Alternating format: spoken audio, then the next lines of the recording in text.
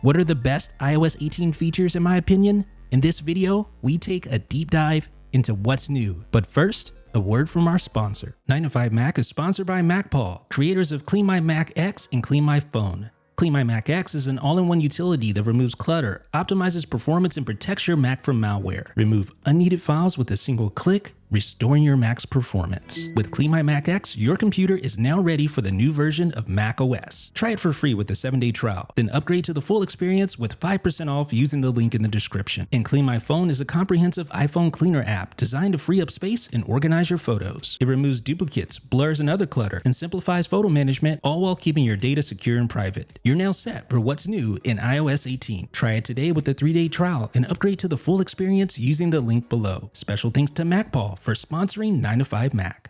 iOS 18 brings forth the biggest change to the iOS home screen that we've ever seen. Because you guys and gals know how the home screen works, how it's worked since the original version of iPhone OS. Back when it was called iPhone OS 1.0, the home screen has always worked the same way, more or less.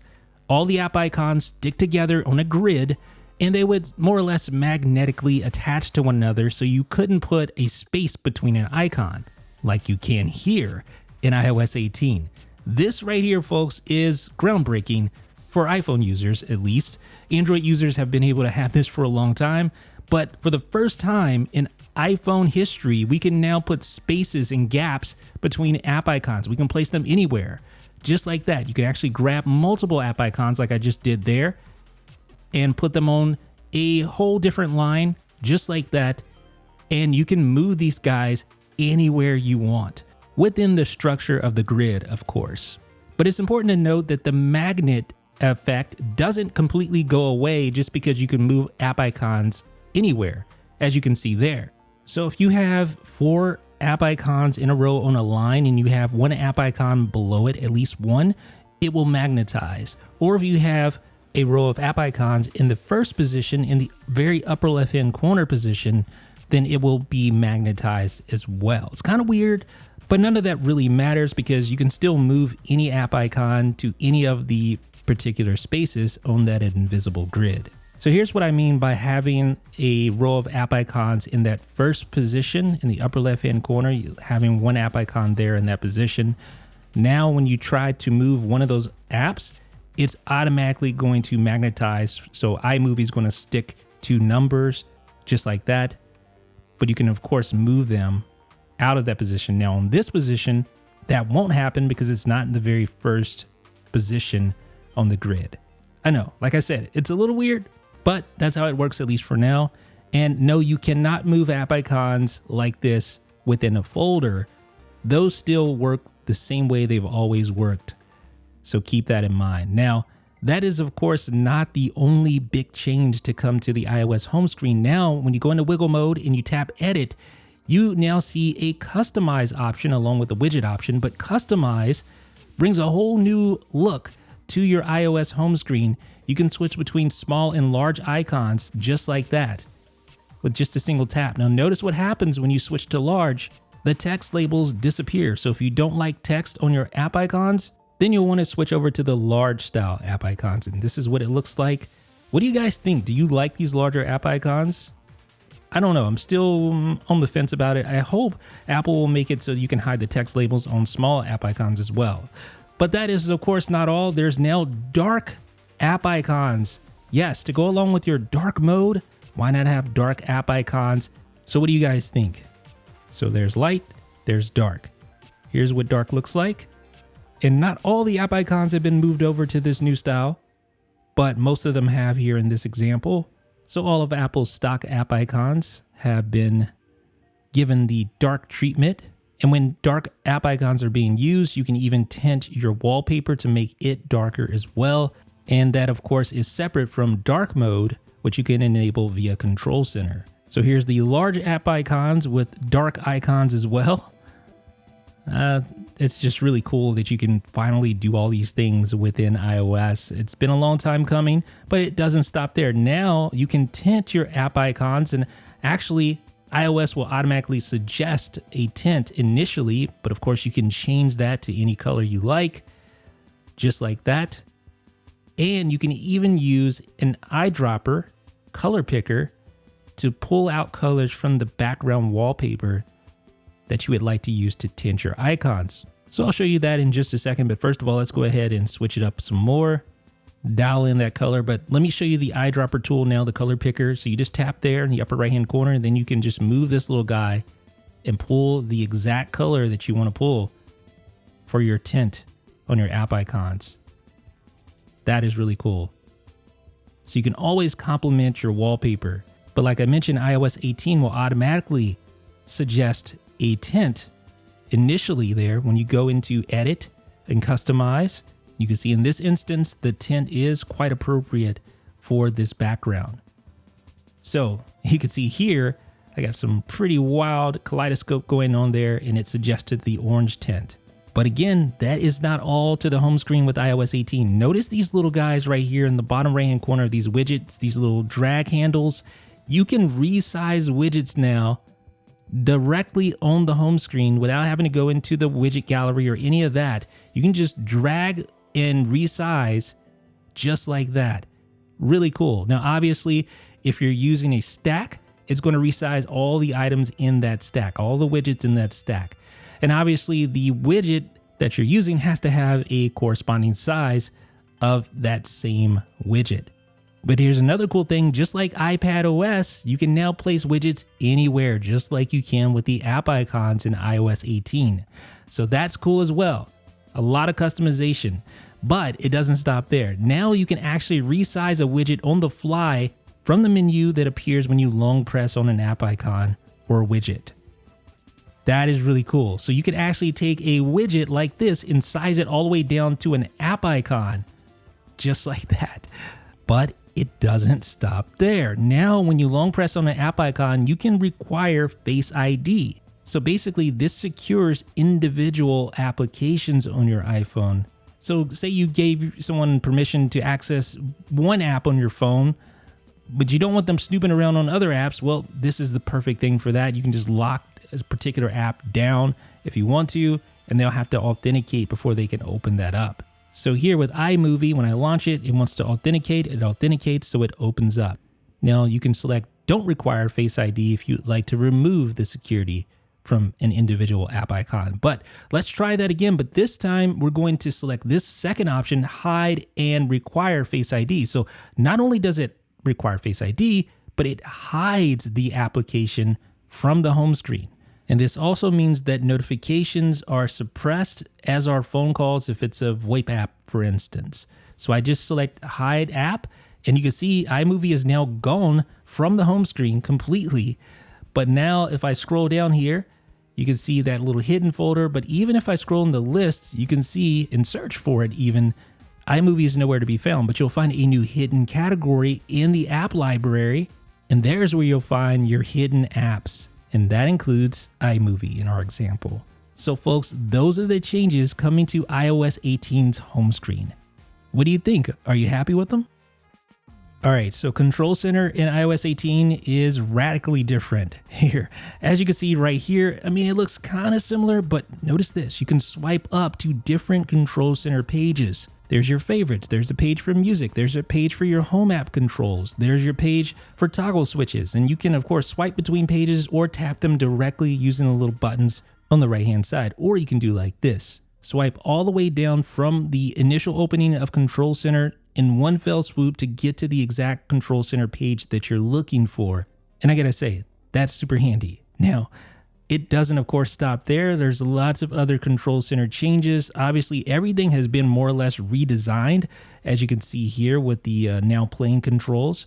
They're not radical changes, but as you can see, the design definitely has been updated when compared with iOS 17. So for instance, the toggle section works a lot like the app library when it comes to expanding all the various options there. Of course, you have some quick options that you can access. But if you tap the button in the upper left-hand corner, the little plus button, that will enter you into edit mode to change up the controls, change up the location of the controls on the grid. So it works sort of like the home screen grid. And like the new home screen, you have those little drag handles to resize various items within Control Center. So you can resize the home widget. You can resize the now playing controls, which is awesome. You can even add additional controls via the controls gallery. So you can go in there and just find a particular item that you want. Even third parties will be able to contribute to this controls gallery. And there you can add all sorts of different customizations to your control center. And of course, you can add your own control center pages, additional pages on top of the ones that come initially. But you can also do something extra cool. You can take this thing to a whole new level, being able to customize the shortcut toggles right on the lock screen. Yes, you can do that. So just go in, edit that lock screen, and then you can hit the little minus sign to remove the initial control, and then add your own control directly from the controls gallery. So I just added a dark mode toggle. So I replaced the camera with it, and I'll use the calculator to fill in for the flashlight. So I think we're set. So let's go ahead and tap done. And now we have these new toggles that are ready to go. So you actually have to long press on those to activate them, just like that. So I can quickly toggle on dark mode, and I can quickly access my calendar. Oh, and by the way, you can also, if you have an iPhone 15 Pro, assign one of the toggles in the control center gallery to the action button as well, which is pretty cool.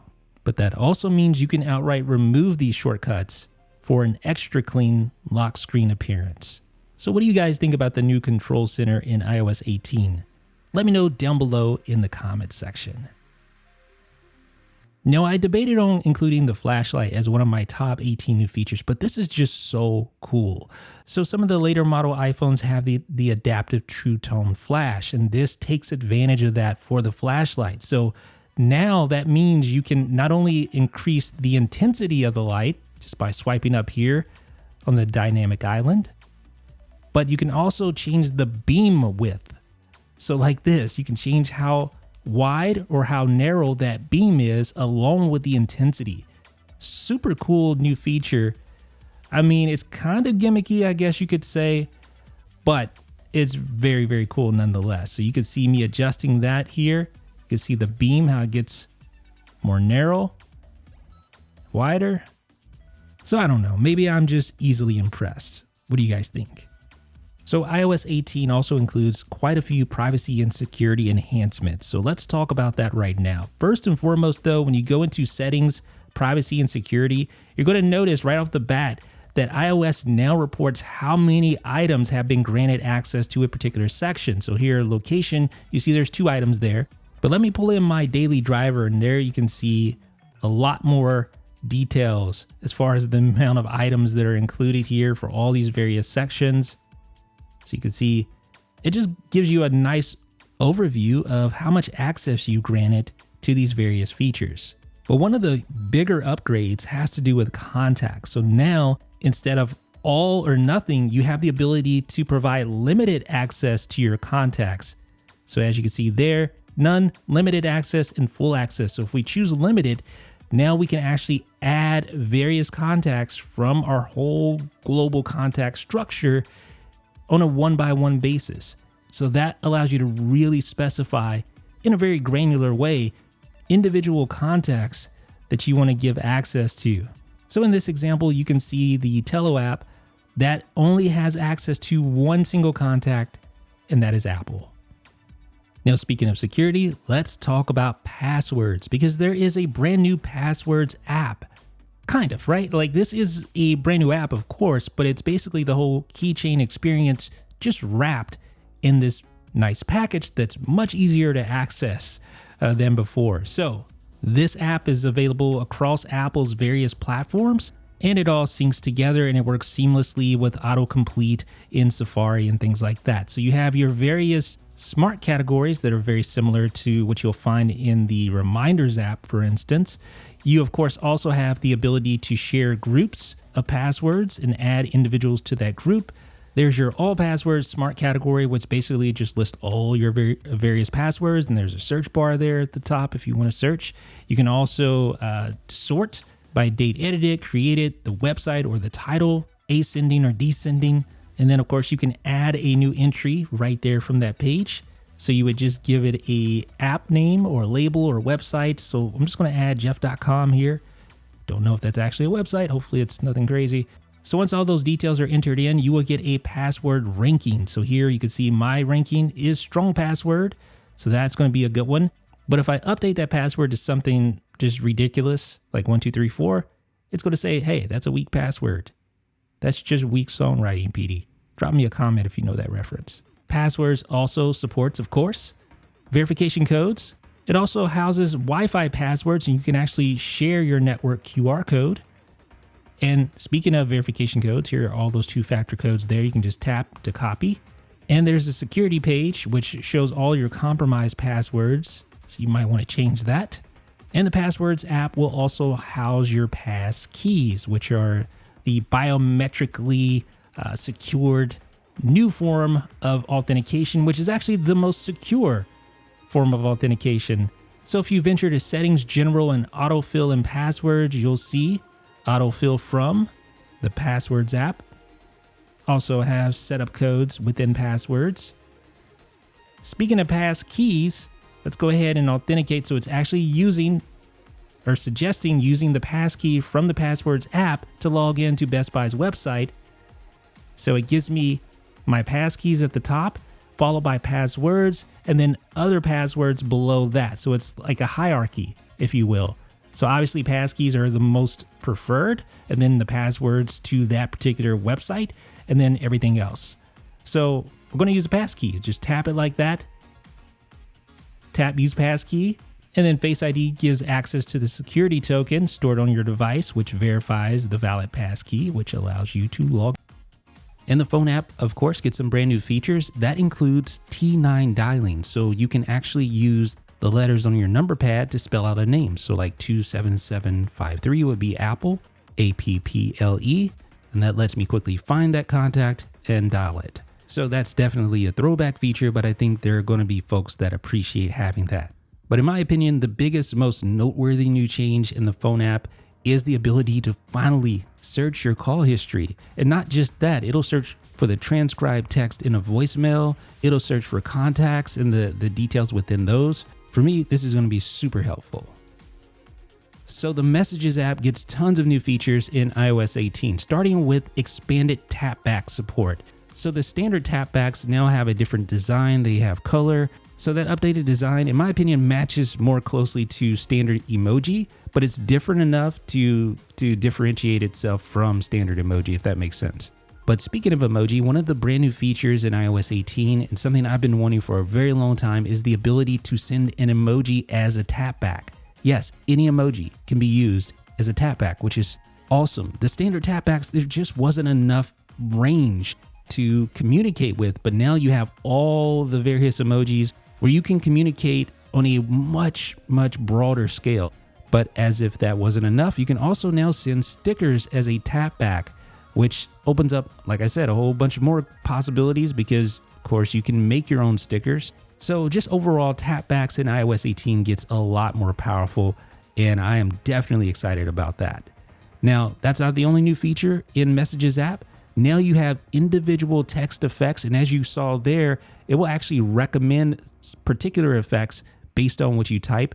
So that time it recommended a big effect for the word wow. But if you tap the effects button, you see all the effects here. So you can actually select an effect before you start typing, and that will affect all the words that you type. So if you want the entire sentence or paragraph to have that effect, you can do it like that. Now, if you want to target a specific word within a sentence that you type or paragraph or whatever the case may be, you can do that too. You can even add effects to emoji. So basically just going to highlight the particular word, tap the effect, and I can do that for multiple words within the same sentence with different effects. Pretty cool. Now you can also use the text formatting at the top, like bold, italics, strike through, underline. And like I said, you can actually apply these effects to emoji as well. So we're going to send that message and it's going to look pretty crazy, right? You got a whole lot of things going on there, but that's really the versatility of the text effects option. Now you can also highlight your text and use the copy paste menu to add an effect just like this. Send it like that. So there you go.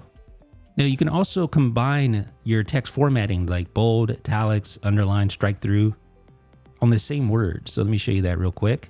Okay, so bold, italics, underline, strike through. Let's ship it. And there you go. So that is tapbacks. Definitely a great feature. Now, here's another feature that we have been wanting for a long time, and that is the ability to schedule a message. So when you tap the little plus button there, you'll find an option for send later. And you can actually tap and hold and drag that to whatever position you want. But when you select send later, you'll see a date picker and time picker. And you can schedule this out, I believe, up to 2 weeks in advance, just like this. And then you just tap the send button like that. And you can see the little outline, little dotted line around your message and the time and date when it will be sent. And you can continue to follow up with additional scheduled messages as well, or adjust the time and stack scheduled messages just like that. Now you can also go in and edit those dates and times if you want to do that. And I'll show you that here in just a second. Let's go ahead and schedule this next message. And then if you just tap the edit button below, you'll find the ability to send the message immediately, edit the time, or delete the message.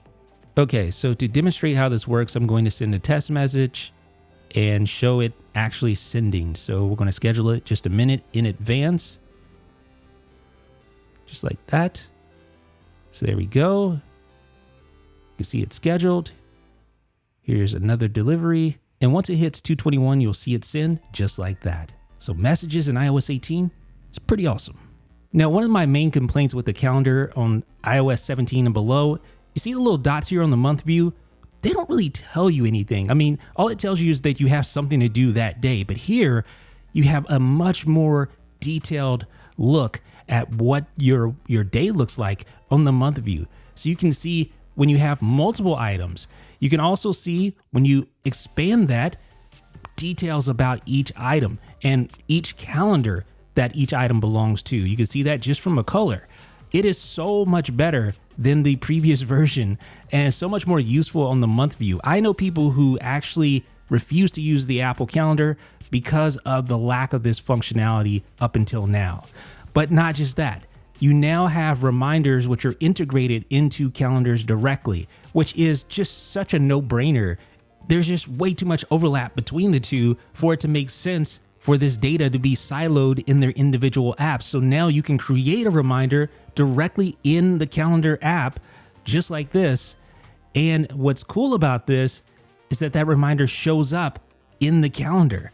So you can actually complete that reminder in the calendar without actually going to the Reminders app. It's pretty awesome. But that being said, you can go directly to the Reminders app. You just tap Show in Reminders and it takes you directly to that reminder, that particular list where that reminder is stored. So that is cool. So back to the Calendars app, I can complete that reminder just by tapping it like that in the Calendars app. And if I go back to Reminders, you can see that it's gone. But we'll take it one step further. We'll actually go to the Reminders app, create a reminder there, and then see if it shows up within the Calendar app. So the opposite way, basically. So we're going to just create a reminder today, but dog food. Okay. Probably need to change that little typo there. There we go. Buy dog food, 4:30. Let's see if it shows up today. Let's expand. And yes, you can see it there, buy dog food. So I can complete that directly from the calendar app as well. Awesome new update to the calendar, so much more useful. And speaking of reminders, so in Reminders, you can now view your subtask directly from a smart list. So previously, this link was not active. Now you can tap the link and view those subtasks just like that. Not the fanciest stuff, but super practical updates to calendar and Reminders. Now, of course, Notes get some love too in iOS 18. I love the Notes app. I use it all the time. And now you can attach files directly from the Files app using the paperclip icon, which replaces the camera icon. So that's nice. So I can actually add like a video right in there directly from the Files app, play that back if I want to. I can add pretty much anything from the Files app as an attachment. But now you can also record audio with transcription just like this. So I'm talking, it's recording. I have live transcription in real time, just like that. And sometimes, honestly, it's better to have audio than written text, but it's nice to have both. So you can tap on that audio recording, get back to it, play it in full screen, view your transcription, copy the transcript, add the text directly from the transcript to the note, all sorts of things. And it plays in line. So as you scroll throughout the note while you're playing, you have your now playing controls there for easy access. But that's not all. You probably heard about math notes in the calculator app. Well, those same math notes come to the Notes app, which makes sense, right? So I can assign variables and I can add those variables if I want to together. And dogs plus owls minus cats. Aren't I just a brilliant mathematician? But you can see it gives you the answer right there, 5, which I believe is correct. Correct me if I'm wrong.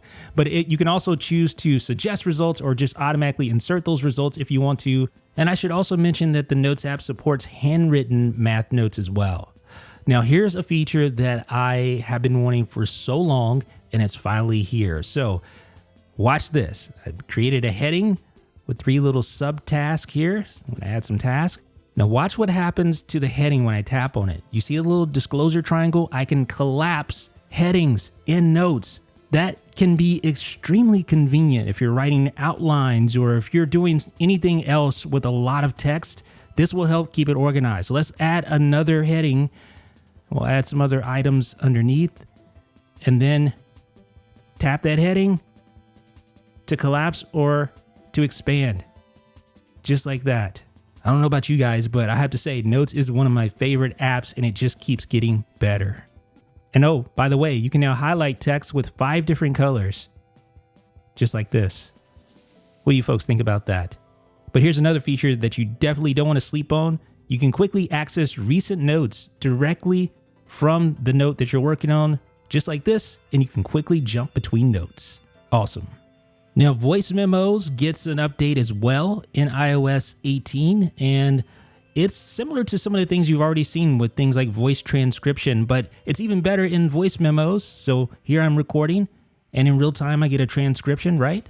But in Voice Memos, you can tap directly on the text within the transcription to jump directly to that place in the memo, which is super nice. Now, this also means that you can replace some of the text at the point of insertion, just like this. And you can see it inserting that text in the voice memo.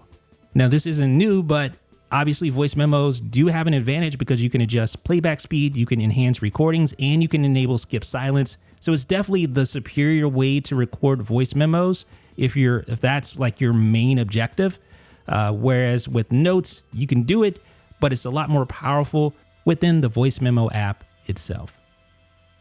Now, the Maps app gets significant upgrades in iOS 18, including hikes and custom routes. So you can choose from thousands of curated national park hikes or create your own custom routes when you request walking directions.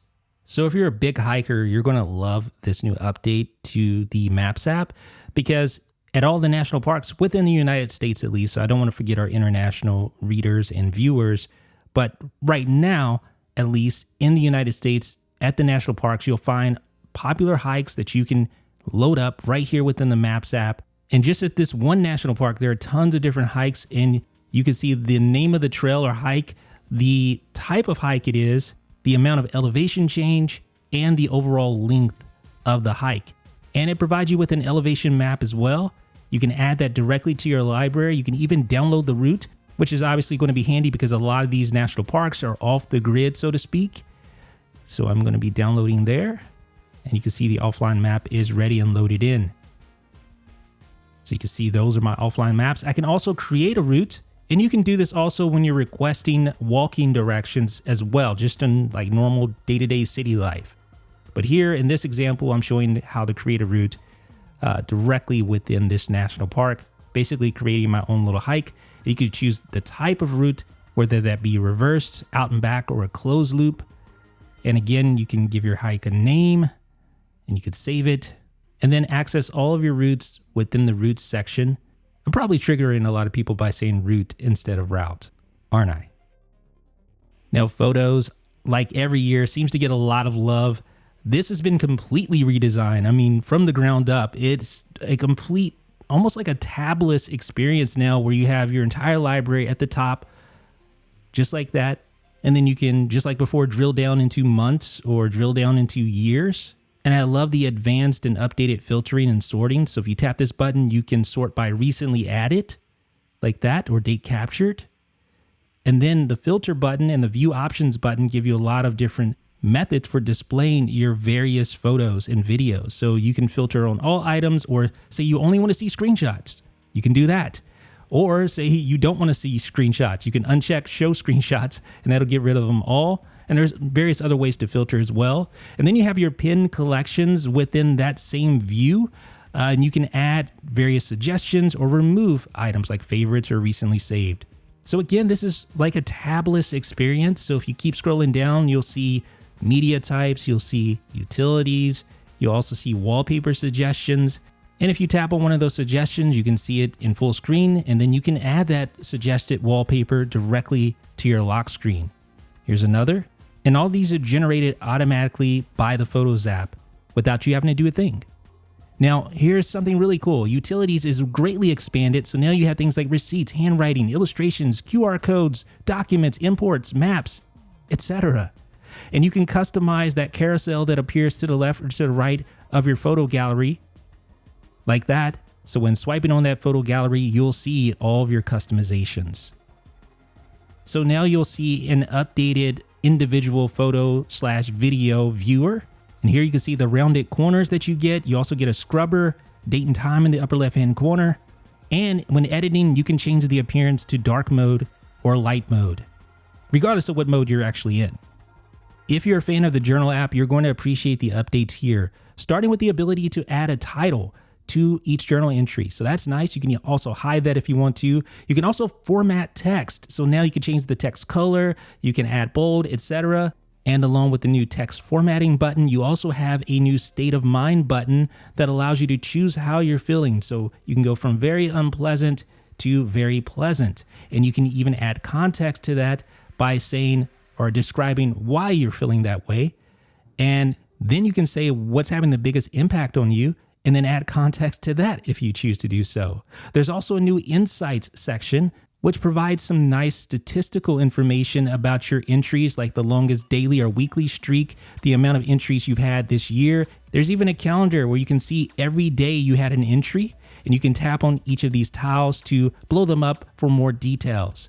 Now there's also additional filters for state of mind and text only, but notice these filters are combined with a new search option. We didn't have search in journals for iOS 17, which never made sense to me, but now you do. That's a great new feature. And the Journal app also gains widget support for new entry suggestions and for streaks.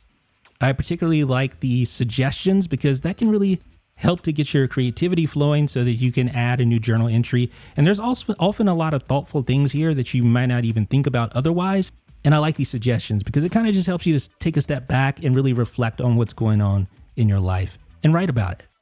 And as usual, this year's iOS update includes some really cool accessibility features. A lot of times these features will appear in accessibility first, and then they'll be migrated out to everyone. But one of the things that we actually talked about on a podcast recently, before this even was announced, eye tracking, just like similar to the Vision Pro, basically. So here you have that ability. You just want to follow the little dot with your eyes. And as this moves about, I'm going to speed it up a little bit here so you're not waiting. But as this moves about, you just track it like that with your eyes. And then iOS uses that data to create a map of sorts for your eyes so it knows what you're looking at. And there's other items like snap to items. So you can snap easily to various items on screen. You can even have dwell control where you look at an item for a long time and it basically takes action similar to how you do on Vision Pro when doing searches in the search bar and stuff like that. So it's obviously very Vision Pro inspired, but it is very rough around the edges at this moment, which is to be expected. Now, there's also vocal shortcuts. This is, in my opinion, the most exciting thing about accessibility. You'll choose an action and record a phrase in order to teach your phone to recognize your voice.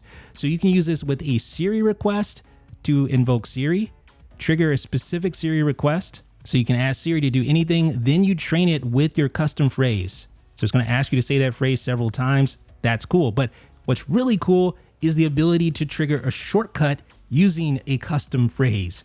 So You select your shortcut, you say the custom phrase, and then it will trigger without having to say Siri first.